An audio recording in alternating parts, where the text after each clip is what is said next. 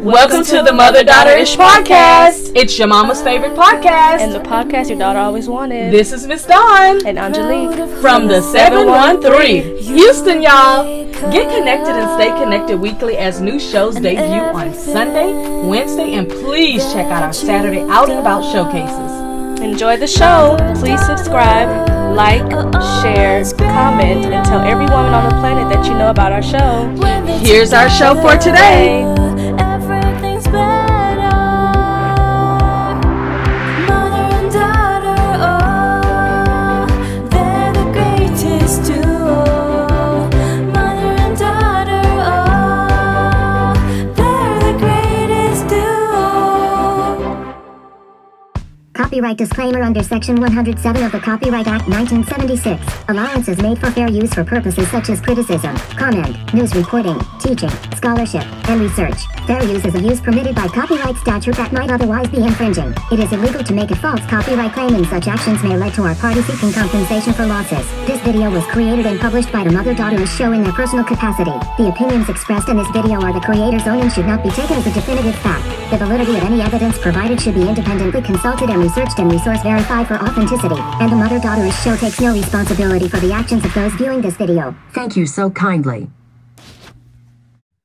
Happy March the 27th, and today we have a very, very touchy but interesting topic, and it is going to be something that will make you maybe say, and also take action. But before we get started with that, we're going to talk about the last couple of days here that we have in Women's History Month, and we are celebrating today Miss Nellie Taylor Ross, that's Tayloe Ross, who became the first woman governor in the United States 1 month after her husband, Governor William Ross, died of appendicitis. So we are celebrating that happened in the year of 1925, nearly about 10 years before my dad was born, because my dad was born in 1935. So when I look at those numbers, they're not shocking to me, girl.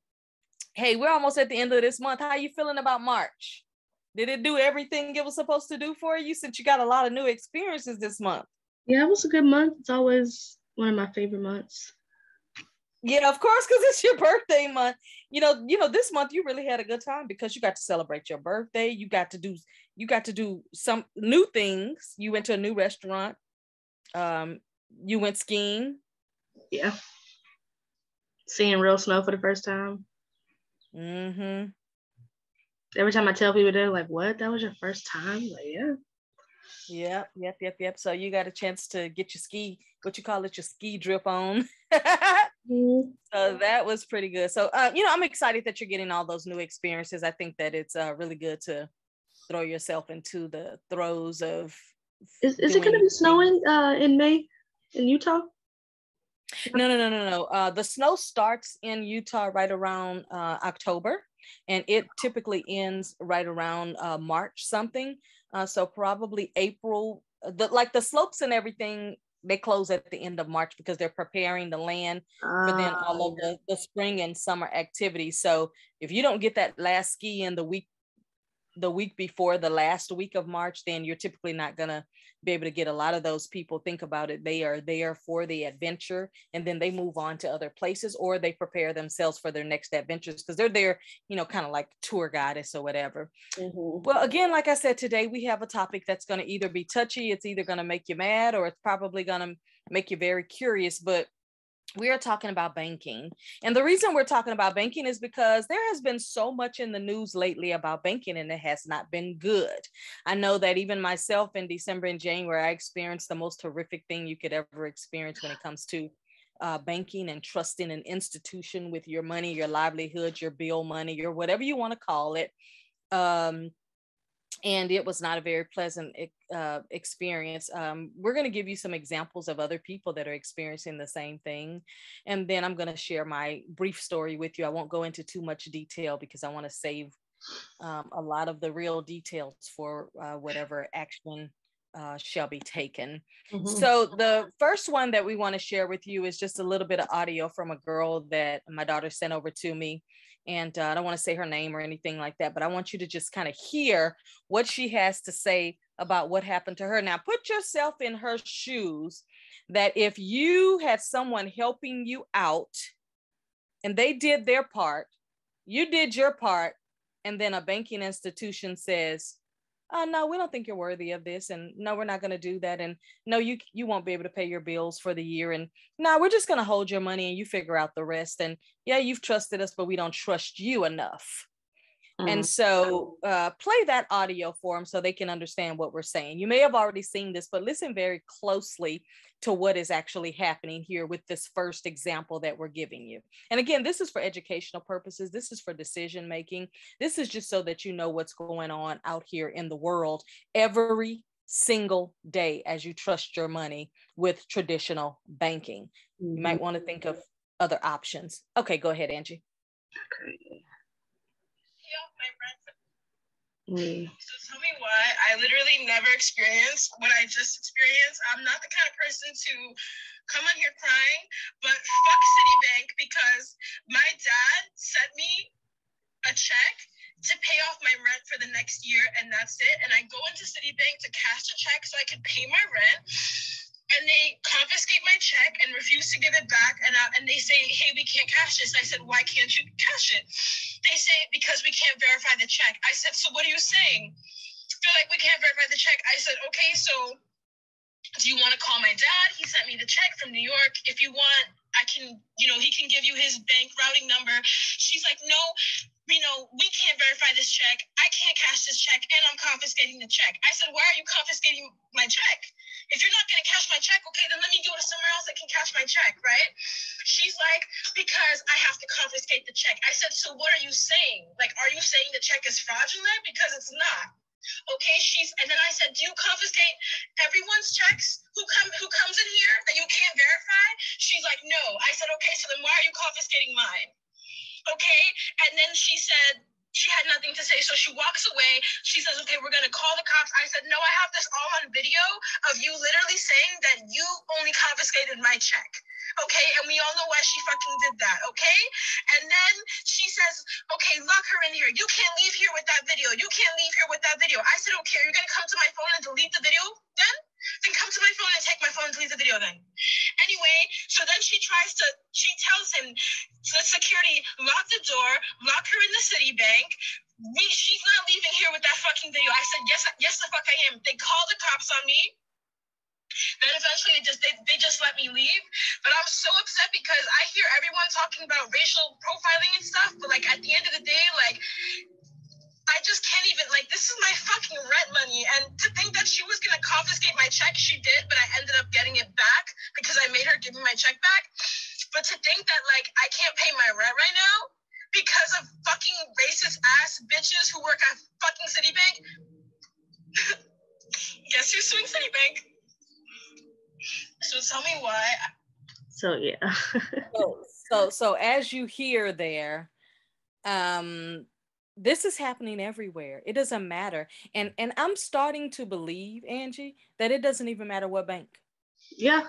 It's been too many instances of like almost the same type of bull. But then also, I'm also starting to believe that not only does it not matter what type of bank it is, but it doesn't matter who you are. I think that it's just traditional banks as a whole that are losing their mind when it comes to holding people's money. Here we are getting out of a pandemic, hopefully. Here we are, people are still not back to full-time working.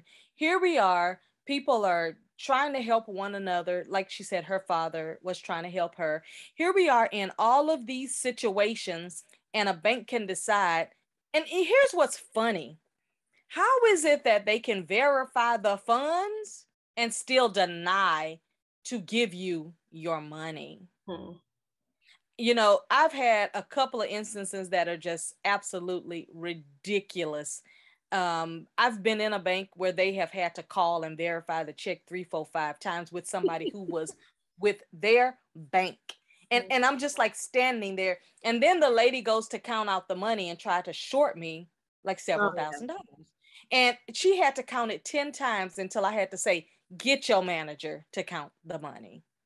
Like, I just don't get it that they think that they can do these things. And I'm also starting to think, Angie, I'm starting to think they ain't got the money. I'm Yeah. starting to think I'm trying to think they sounding like that other blogger. I ain't got it. Mhm.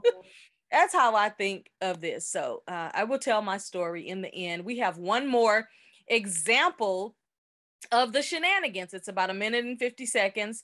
So check this particular uh, situation out. And this person here happens to be from Houston. And I find her story fascinating as well. And this is a Chase Bank discrimination lawsuit, which I feel is absolutely warranted. So here's this example. Lawsuit. A local black doctor is now suing the Chase Bank at First Colony branch in Sugarland after she says she was discriminated against and denied service, all because of the color of her skin. Dr. Malika Mitchell Stewart says she had just finished her residency, and on December 18th, she went to Chase's First Colony Bank here to open an account and this is deposit coming a from ABC $16,000 13. signing bonus check from her new job at Valley Oaks Medical Group. Well, according to the lawsuit, staff members here at the bank asked peculiar questions about the validity of Dr. Mitchell Stewart's check and her employment as a doctor. The suit also states, quote, as soon as Dr. Mitchell Stewart showed employees at First Colony branch her check, they immediately treated her like a criminal. Now, Dr. Stewart says bank employees denied her services, saying the check was fraudulent. It was a really unfortunate situation. They took my special moment away. I felt like a criminal. I've never done anything wrong. As in order to get a Texas medical license or a medical license at all, you have to have a clean record. You have to go to school for so many years, and they just didn't care. They didn't respect that. They didn't respect my credentials. They didn't respect anything, and I shouldn't have even been asked so many questions about my age, about what I did for a living to open a bank account with Chase. Dr. Mitchell Stewart showed proof of identification. She showed proof that she was a doctor by presenting a business card. She even called employees from her medical group to confirm who she was. Now, I reached out to Chase Bank officials, and this afternoon, a spokesperson for the bank sent me this statement here telling me, quote, we take this matter very seriously and are investigating the situation. We have reached out to Dr. Mitchell Stewart to better understand what happened and apologize for her experience, end quote. So you hear that, and I think I got even more disdain for traditional banks after seeing that happened to that doctor right here in my own hometown, right here with the same bank that I bank with. And I find it very disgusting. I find it so ridiculous. And I'm going to tell you how their moves are, because I can only speak from now my experience. And you were there to see it. Mm-hmm. So you already know that everything I'm about to say is nothing but the truth. So help me God, because you were there to see it. So in my situation, let me tell you what I did wrong. I trusted the bank employee. I walked into the bank to cash a check, and I'm one of those people, I don't fool with all these machines and everything, right? That day we were headed somewhere. I forgot where we were all, me and you and Peyton were going. And I walked into the bank and she said, oh, you can go right to the teller machine. I said, is the teller machine going to be just like me talking to a human? Meaning I'm not going to have to wait extra days on this check to get cash. She said, no, it's the same. I said, is there going to be any kind of delay? She said, no, it's the same. I said, is it going to also give me a receipt and everything? No, she said, it's all the same as if you talk. I said, okay, because it was like 7 people in the line. So I was like, okay, I'll go ahead and do it through here. Boom. I go to the teller machine, to the robot. I go to the robot and I tell the robot what to do. The robot gives me a receipt. I leave happy go lucky. All right. And it did say that it had a 7-day hold on it. So I was like, okay, cool. 7 days is fine. That's pretty typical when you're, cashing a check of a certain amount or whatever. So I leave out of there. That's on December 28th. Little did I know, on December the 29th, they already, and I'm going to use these words very carefully because this is my opinion and this is how I feel. They already stole the money from the other bank that the check name was in. So I cashed the check at Chase Bank on the 28th of December. They stole the money from the other bank, which was right up in Anderson, Texas, which is maybe only about an hour and a half from where they are, from my proximity to where the bank is. So in the same city, pretty much. They stole the money from the bank. I waited very patiently my 7 days.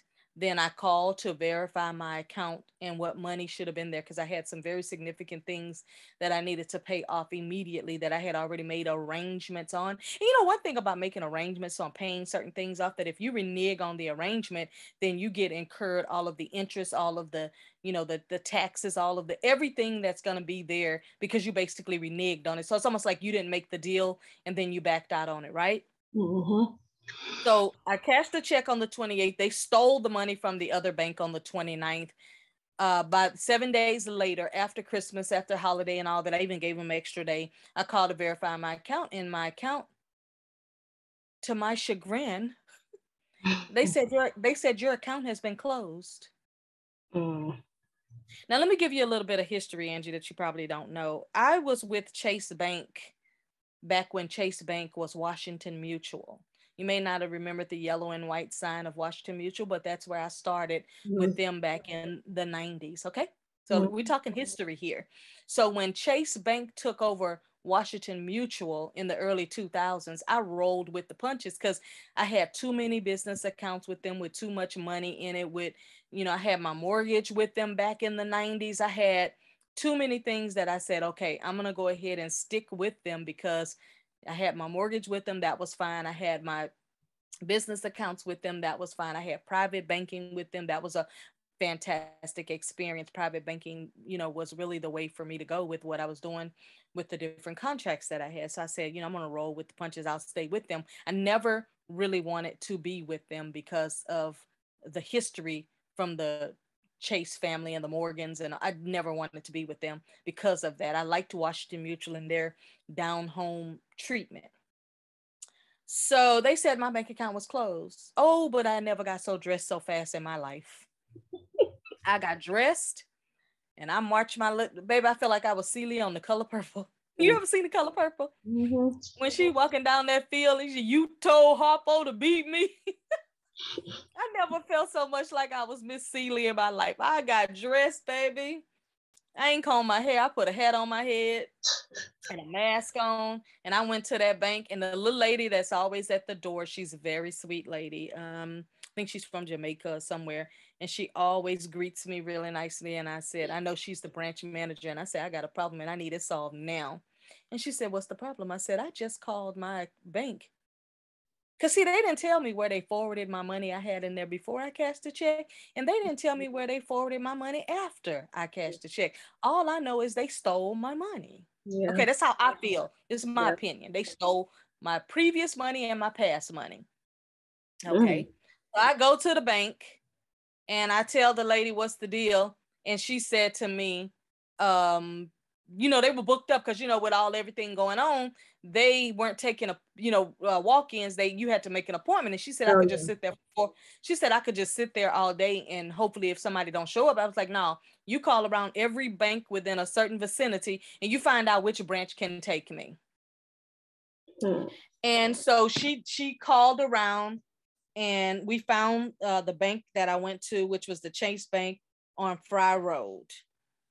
And I called, she called for me and made the appointment. And when she made the appointment, I said, okay, it was only 15 minutes from the time that I was already in there. So I went over to the other location, asked for the branch manager, didn't have time for anybody but the branch manager, and tried to get everything resolved. We get on the phone with the entity that wrote the check to me. I even had a signed letter from a judge that the check was real, what the check was for and everything. So I'm sitting there and she's on the phone with whoever she needs to be on the phone with for Chase. I literally was in that bank for 4 hours. You already know, you was in the car waiting, I was in that bank for 4 to 4.5 hours, still didn't get anything resolved. Not only did they steal, but then they lied. We'll have all of this resolved. Your account will be back open. Your money will be deposited in there. We will call you at the end of the day to let you know when that's going to happen. They lied. That never happened. One, I never received a call. Two, the next day I was back in the bank again. First priority, 9 a.m. back in the bank again. to let her know your people lied. I let the lady know this is the company you work for. They lied. They said they were going to do XYZ. They never did A, B, or C. They didn't do anything. Right. So long story short, they held my money hostage, previous and past, for over 3 weeks. Almost made me renege on the arrangements that I made, almost made me, and we're talking about, what if I had other bills and other significant people that I was helping, and what if I had all of that to do? Or they basically said, we'll get it to you when we get it to you. And then they don't follow directions, because I said, close everything that I ever had attached to you. I took my name off brother and sister accounts. And do you know, I asked them to send me my money, and they still reopened the account 3 weeks later, put my money in there, and then tried to act like, and it's so funny, the treatment that I got, because they first want to know, first of all, I've been with them 25 years. Let's just get that established. They're going to have the nerve to, and they've seen how much money I've made in the last 25 years. So you shouldn't have had no question. Then they're going to ask me, well, why did you get this amount of money? That should not be the problem. Y'all should be thankful it's not even, they treat it like it's that was in the but here's what's going to kill you. That was in the letter that I handed them. The second question was, she kept faxing them the letter, and they kept not getting it. They lying. They got it. So they're liars. They're thieves. They're liars. And they broke, basically. This is what my opinion is. The second thing is, they said, well, why did you get this money? Like, why? They want me to, instead of them reading thoroughly, they want me to tell them why I got this amount of money. First of all, they shouldn't have asked me any questions, because they already stole the money. They already stole it from the other bank. Called and verified that with the judge's assistant on the phone. She called the bank, got a reference number for where they already had stole the money. So when they stole that money, they shouldn't have had not one question for me, because obviously the check wasn't fake, because you cashed it. Obviously the check was good. How does that work? How does that work when they just, like, steal money? That's what I'm saying. That's what I'm saying. That's what I'm saying. So my thing is, if you felt like the check was not a good check, return me my check. Right. I could have drove all the way to Anderson, Texas, an hour and a half away, which is not a problem, because that's where I picked the check up from. I could have just went back out there and went back to their little country bank, and I could have received all of my money at one time. But instead, they could not, after I requested my check back, they couldn't give me my check back, because they had already stole that money. You understand what I'm saying? So this is what I'm saying. We gave you 3 examples. We gave you a young lady who had an issue with Citibank. We gave you a young lady here in our hometown that had a problem with Chase Bank and has a discrimination lawsuit. And we gave you my real story. The whole point of this is to figure out another way to hold your money. Figure out another way to distribute your funds. Figure out another way to not have to deal with the overdraft fees from these banks. Figure out another way that you don't have to use your debit card that tracks every single dollar you spend, who you spend it with, what time of the month you spend it, where you spend it, who you spend. Figure out another way to do business without traditional banks. Figure it out on your own. I'm not going to tell you what I've researched. I'm not going to tell you what I've figured out I want to do. I'm not going to even share any of that. My point of this whole show is to you figure out how you want to do business in this world. Because I'm going to tell you something. If I'm having this issue, these other 2 ladies are having these issues, and we're not even going to talk about Wendy Williams and Wells Fargo. We're not going to even talk about, and I don't care why they froze her money. I don't care why they took her money. I don't care why they hiding her money. I don't care why they won't let her see how much money she got. All I'm saying is, you need to listen up. You need to listen up. I get that convenience is great for some people, but convenience can also kill. Convenience can, and when I say kill, I'm not talking about physically, I'm talking about emotionally, I'm talking about metaphorically, I'm talking about, mentally. Because can you imagine? This is what I always think, and I think it's because I've just been around elders for so long. Think back all the way back to my godmother. I remember when I was just a kid, maybe 10 to 11, 12 years old. And every time she would go to the bank, I would go with her.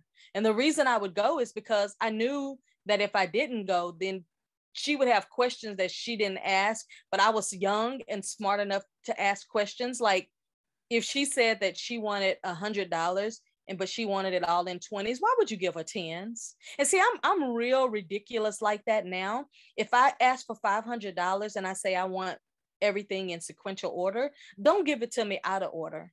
Don't give it to me in ones. Don't give it to me in fives. If I say I want 250s and this, that, and the other thing, then that's what I want. I'm funny like that even today. But I can remember going to the bank with her, especially after I was 14 and was driving and could take her to the bank and to the store and all that stuff. I would see how they would treat elderly people in the bank, short them money. I would see how, she would ask certain questions and they act like it wasn't her money. I could see how they tried to be like, well, why is this young person with you? And, is she taking advantage of you? I could just see how bankers do it. Now, I do get on the other side of banking that they have to be very careful. They have to make sure nobody's being exploited. They have to make sure that you're not being taken advantage of. But guess what? What do you do when they're the ones who are exploiting and taking advantage? Right. What do people do? What people do is they figure out a better way. And it's so funny that all of this is happening. And every single time I turn YouTube on, I see a commercial about how to not have to use banks.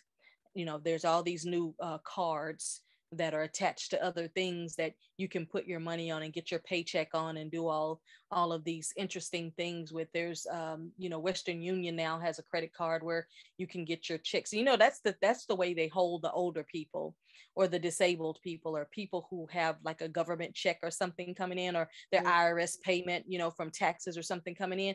They hold them with that over their head that, oh, if you change your banking, your money is going to get lost. You know what? Let it get lost. It'll get found. It'll get found if you call and you change your account at the appropriate time, which is, I'll say for seniors, if you get your check on the 5th, on the 6th, you need to be up changing your account, because now the government has 30 to 45 days to get it right and get that money back into your account, the right new account. So all I want to say is, for those of you that are listening, if you have had an experience like the 3 examples we've given you today, tell us in the comments and also tell us how it made you feel. We also would like to know if you've had some of these same experiences and how did you handle it. I'm going to tell you right now, well, I better not say that because of legal issues, but I'm going to just say it wasn't a pleasant experience, and I hope to never experience it again. It put a real salty taste in my mouth. And here's the sad part, because when I thought about this, I said, they're going to do this to the wrong person. And then we're going to have these same issues that we had back in the day when people ticked off folks at the post office. They would go in and just shoot up everybody. These banks are going to do this to the wrong person. And the sad thing is it's putting the employees at harm. Because I'm going to be honest with you, I ain't like none of them people in the bank after that. And they have all been very nice to me for 20 something years. And then you know how it is working for a company, and then you have to like follow their policies, even though something isn't right or fishy. It puts them in a hard place too, because they can only do so much, and then you got people. It's true, because I kept telling that bank manager, I said, you see what kind of company you work for?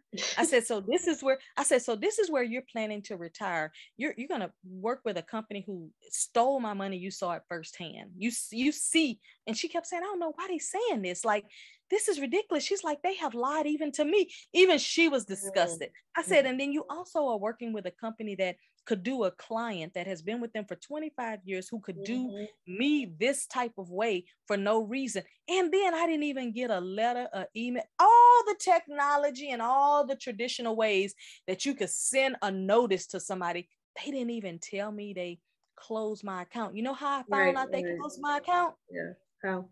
I tried to pay a bill online with my credit card and it didn't go through. And I was like, the devil is a lie. Yeah. I remember that. That's what happened. You said something had happened when you and Peyton had went to Cheddar's, and you was like, yes. I said the devil is a lie. I know if I ain't got nothing prior to the check, I know I got that in there. You know what I'm saying? When it all happened, So he was calling. I just was disgusted. But not only do I feel bad for the seniors who are not watching their accounts and who are not paying attention to how they're being treated with these banks, but I feel sorry for the youngsters. Let me tell you why. Because y'all love to swipe y'all card. Y'all love to use y'all card. Y'all love to just swipe, swipe, swipe, swipe, swipe. But how many of y'all are actually going in and checking your accounts? How many of y'all are looking at the fees that they're taking from you for no reason? How many of y'all are actually paying a monthly fee to even be a part of these banks when they should be happy we give them our money for them to use? They should be happy that we put our money in their bank system so that they can take it and invest in real estate and take it and invest in all kind of shenanigans that we don't even know from behind the scene. We go to the bank and try to get out $100,000 and they're saying we don't have it. And then somebody had the nerve to say, well, if you need that kind of money, you have to call and order it over the phone, and it takes them 7 to 10 days. It only took you 2 minutes to. It only took you 2 minutes to take my money. Order my own money. Child. Order. This is what I'm trying. This is what I'm trying to say. And you know, I get it that it's all a digital game, and the digital game is I have $100,000. I need to pay bills. You would rather do a digital transaction than to give me my cash. So what that means is I have $100,000. I need to pay $60,000 worth of bills. You would rather give me either a certified cashier's check, or you would rather me go in and set up a bill pay system where that money can just automatically transfer to those people, because it's all a digital game. It's not really real. You know what I'm saying? So see, this is why I was telling you a few months ago that I'm not going to be a good candidate to play around in the metaverse, because I don't believe in virtual bull crap. I believe in physical, tangible things that make sense to me, not something like I'm going to go into the metaverse and I'm going to buy a $30 million mansion that I'm never going to, one, live in. Two, if I wanted to play like that, I could play, what's that dumb game y'all used to play when y'all were little, Sims? Yeah. I can just play that. And so I'm not going to be a very good candidate for this VR stuff, because my belief system is different, and I know I'm different than a lot of people. A lot of folks fall for a lot of shenanigans that I will never fall from, and I know they don't understand me for that, and I'm okay with that. You go ahead and live your world. I'm going to live in the world that I want to live in. But again, for all of you that are doing traditional banking right now, I will say from my own mouth, find another option.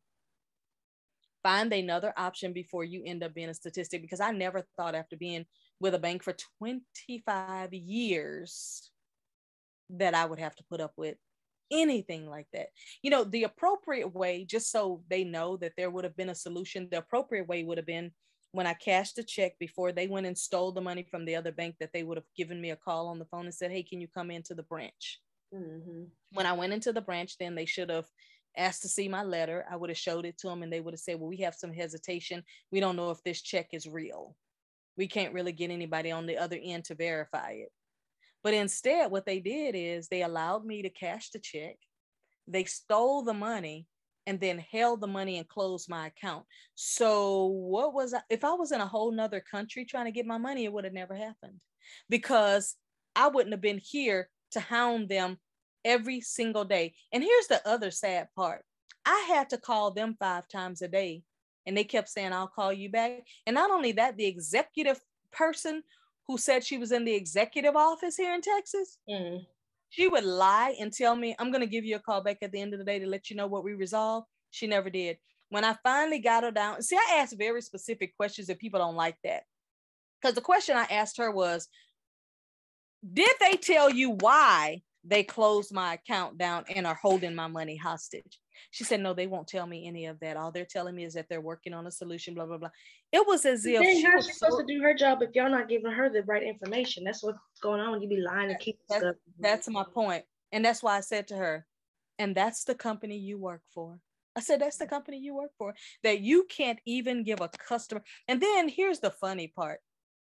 She was supposed to call me and tell me when everything was okay. This is 3 weeks later. This is 3 weeks of heartache, disgust, visions of death. I mean, so many things went through my mind that if I was a crazy person, I would be in jail right now. If I was a crazy person, I would be in jail and at least 4 people would be dead by now.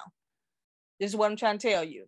You can't mess with the wrong people. But see, I have common sense and I have self-worth. And so I knew that none of that would be worth anything that was on the other side. And plus, I wasn't going to do all that, and then y'all get to spend my money, and I ain't get to enjoy it. So forget all of that. I ain't no fool. I'm not going to just give up what's mine. Go through that process of thinking. Exactly. Yeah. Exactly. But you think about it. Like I was telling you last week, that Wells Fargo is holding on to Prince money because Prince didn't leave a will. So they're holding on. So isn't it wonderful that Wells Fargo gets to hold on to all of these people who don't make arrangements money, and then they get to spend it however they want? Can you imagine? Let's say you're a person who, let's say you never met your father and he lived on his own, and he didn't have any family, but he was rich and wealthy and he didn't have a will. And so he dies. That money goes to the state, right?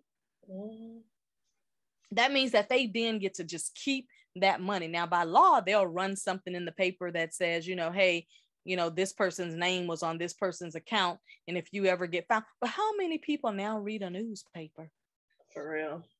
That list is online somewhere, but I don't know where. It's funny because I used to go in there and I used to read that list all the time because I know that my name was on my godmother's accounts and stuff. But then, after family comes in and they take over everything, they lie and they do trickery and all kinds of things. So let me tell you, I know some things and I've been through some things that I could tell you some things.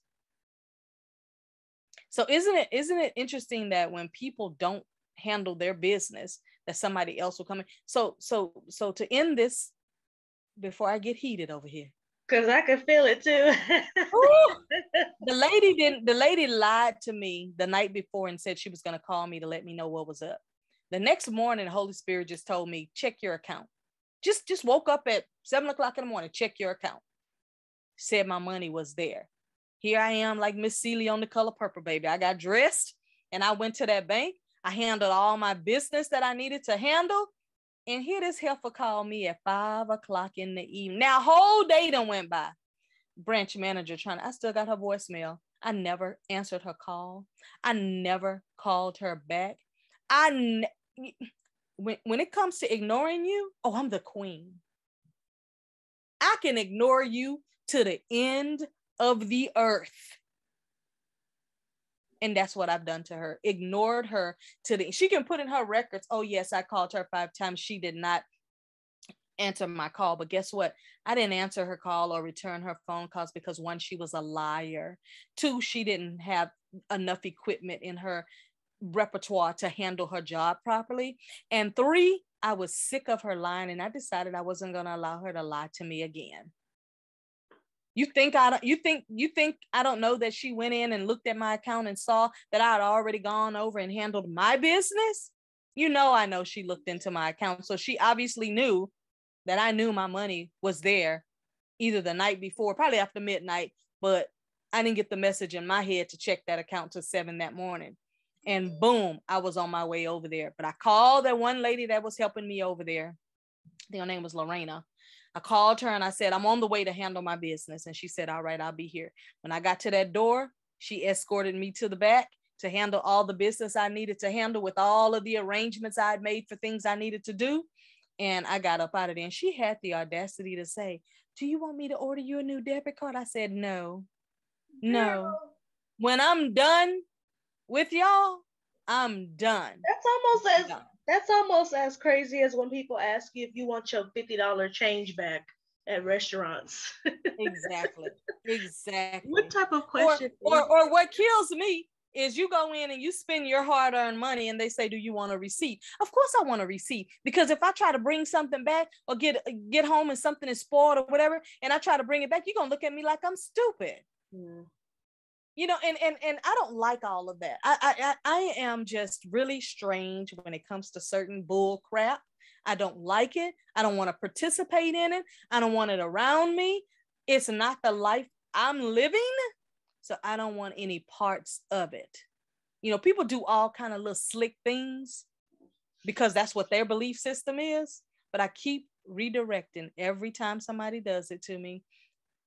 I keep redirecting them. That's how you live. that ain't got nothing to do with me. Leave me alone. So that's our show today about banking. I'm a little overheated right now. My heart is beating real fast. I feel like I want to cuss somebody out, and I don't even be doing all of that. But just keep in mind, this is happening every single day. And for those of you who are in disbelief, guess what? It's just because it ain't happened to you yet. But just give it time. Just give it time. I've decided I'm not going to participate in this crap anymore.